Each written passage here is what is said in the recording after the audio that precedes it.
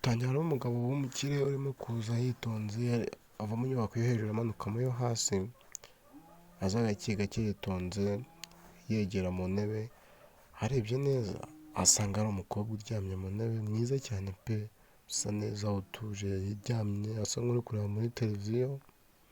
Umugabo aza gake gake yitonze, gake gake gake gake areba umukobwa, asatira umukobwa, amubona amata yiwe yatangira kuroba kurabya indimi. Umukobwa ari aho ngaho yasinziriye, umugabo amubonye amacandwe atangira gutemba, atangira kuba yamureba neza nimba asinziriye. Umukobwa amubonye ahita ashigitukira hejuru, yarasinziriye arakanguka, aramubwira ati nari nsinziriye gato mumbabarire bosi. Asa nk'umukozi wo mu rugo. Bosi wamubonye aravuga ati ese uri mwiza cyane pe, ati cyane uri mwiza cyane, ati nagukunze uri mwiza.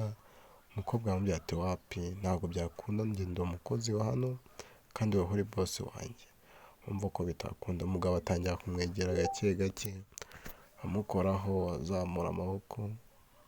Umukobwa asa aravuga ati uri mu biki? Umugabo amusoma ku gahanga, umukobwa biramurenga, umugabo atangira kumuguyaguya neza, batangira gusomana ariko umukobwa atabishaka pe. Umukobwa atangiye kumwiyaka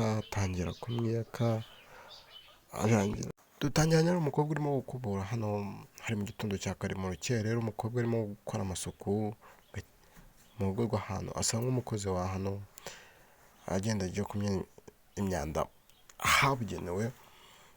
Mu gitondo kare kare mu rukerera, ku rundi ruhande tugaruka hano wa mukobwa arimo gufura, agenda yumvira imiziki, ubona ko ibyishimo ari byinshi, ari no siteresi cyane pe, ukabona ko atuje anezerewe anyuzwe n'ahantu ari, arimo yumva imiziki gake gake cyane, umukozi wo mu rugo.